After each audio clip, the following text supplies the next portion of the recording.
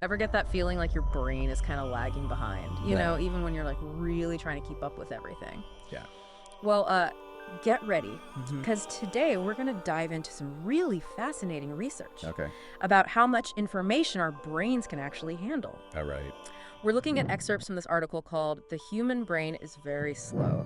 Okay. And let me tell you, the title does not exaggerate. Yeah, it is a real eye-opener. It really is. We kind of tend to think of our brains, like these lightning-fast supercomputers. Right. But the research kind of paints a different picture. Yeah. Our conscious thought processes, Yeah. they're limited Right. to a surprisingly low bandwidth. So how slow are we actually talking here? So get this. Okay. Studies are indicating that our brains process information at a rate of roughly 10 bits per second. Wow.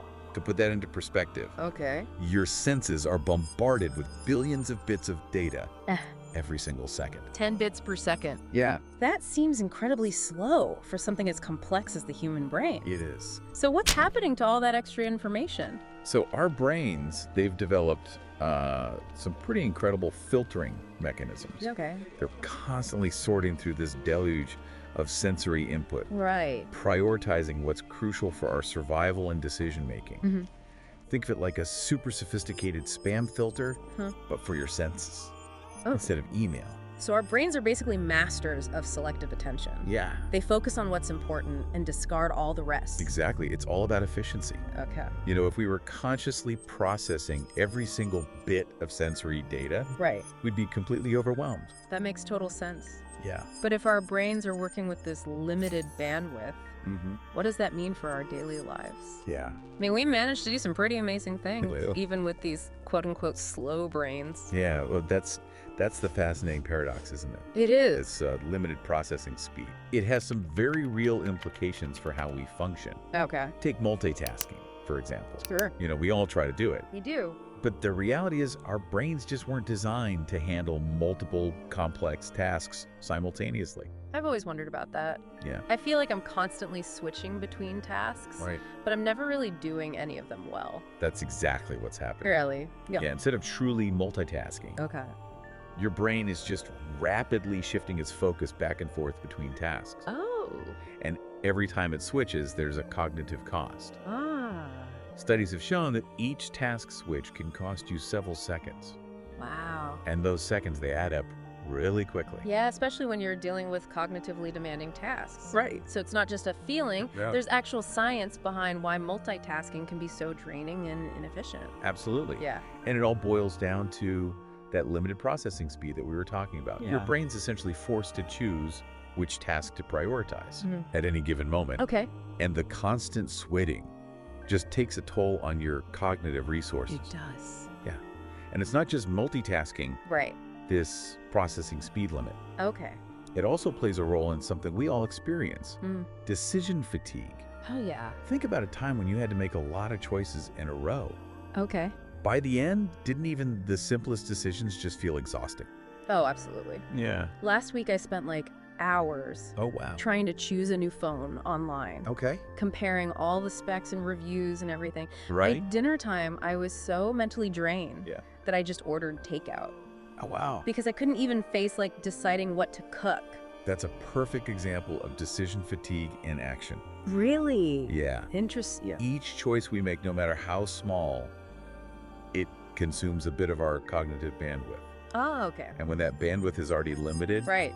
it's no wonder we feel depleted after a long day of decision making. Okay, so our brains are slow. They're bad at multitasking.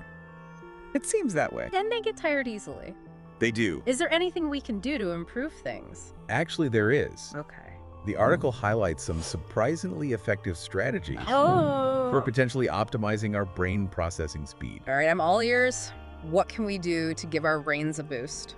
One intriguing suggestion is learning complex dance moves. Dance moves. Yeah. Really? Yeah. I'm more of a two left feet kind of person. Oh. How does that help our brains? Well, the complex coordination, Okay. the memorization and rhythm involved in dance Mm-hmm. can stimulate neuroplasticity. Neuroplasticity. Yeah, that's your brain's remarkable ability to form new connections and pathways, Okay. essentially rewiring itself Right. become more adaptable and efficient. So it's like cross-training for your brain, Exactly. working different areas Yeah. to build overall strength and flexibility. And by challenging your brain with novel activities like dance, Right. you're essentially creating these new neural pathways that can improve your cognitive processing speed. So instead of just like doing Sudoku, maybe I should sign up for a salsa class or something. It couldn't hurt. Right. And if dancing isn't your thing, Yeah. there are other ways to challenge your brain. Okay. The article also suggests using speech-to-text software. Oh, that's interesting. Yeah. I've been using that a lot lately. Yeah. And it does feel like it frees up some mental space. Right. Is there a connection there to our processing speed? The idea is that by reducing the cognitive load of tasks like writing or note-taking, Okay. you free up more mental bandwidth for other processes. Oh, So instead of your brain struggling to keep up with your typing speed, right. it can focus on higher-level thinking. It's like taking some of the pressure off. Exactly. That limited processing power. Yeah. Allowing it to focus on the more important stuff. Precisely. And then, of course, there are the tried and true methods Right. for optimizing brain function. Okay. Things like getting enough sleep, eating a healthy diet, Mm-hmm. exercising regularly.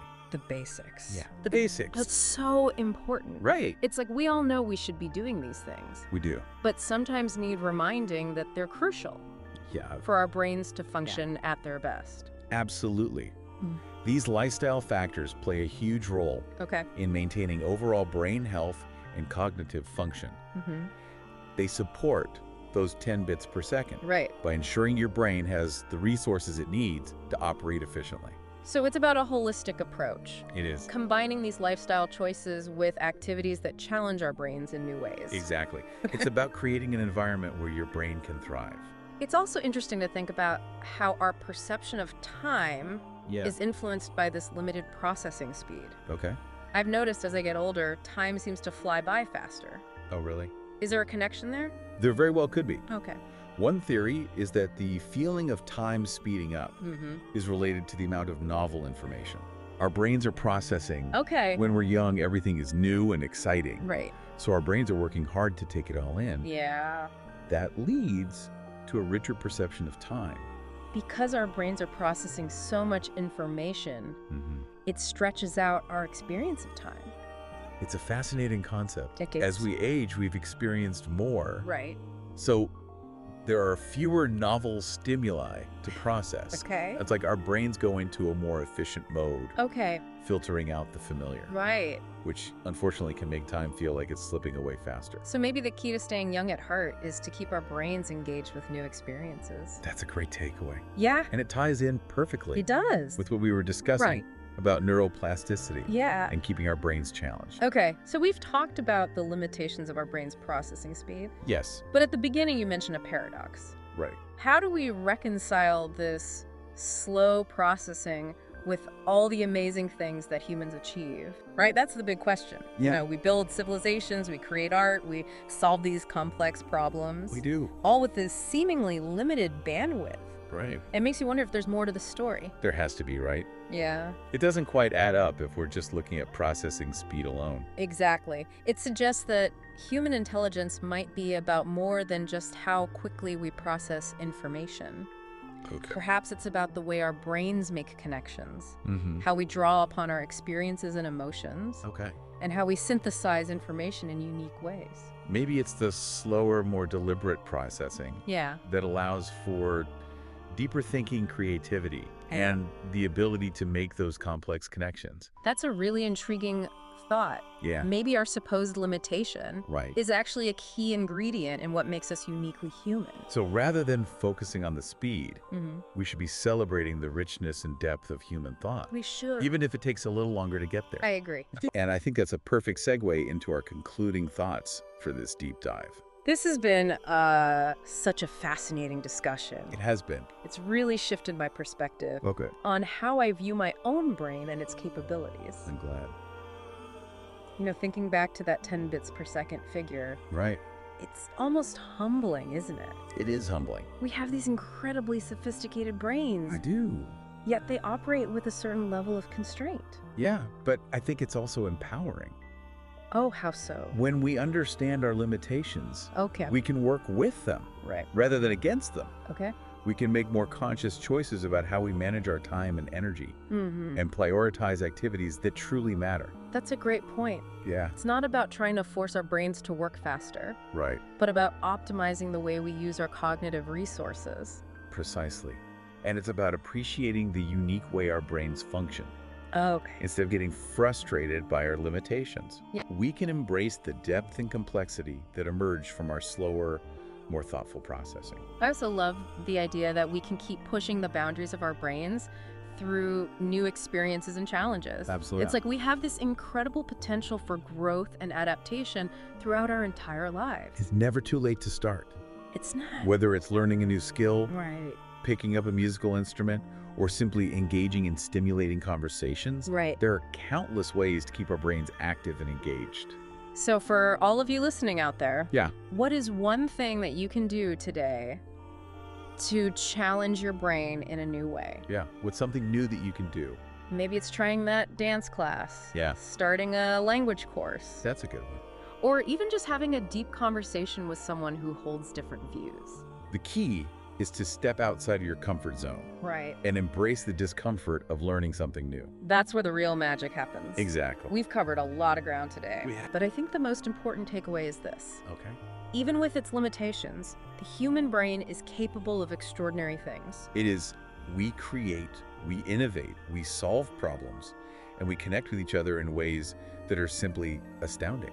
Yeah, and all of that happens with a brain that processes information I'm at a not. relatively slow pace. Yeah, it really makes you wonder about the true nature of human intelligence, doesn't it? It does. Maybe it's not about speed, but about depth connection and the ability to synthesize information in meaningful ways. Maybe our slowness is what allows us to savor the richness of experience, It could be. to form those deep connections, and to appreciate the nuances of the world around us. Guess that. So the next time you feel overwhelmed by the constant influx of information or frustrated by your brain's limitations, remember this: your brain is a marvel of evolution, It is. capable of far more than you might realize. It really is. Embrace its quirks, challenge its boundaries, and never stop exploring that vast potential that lies within. And never underestimate the power of 10 bits per second.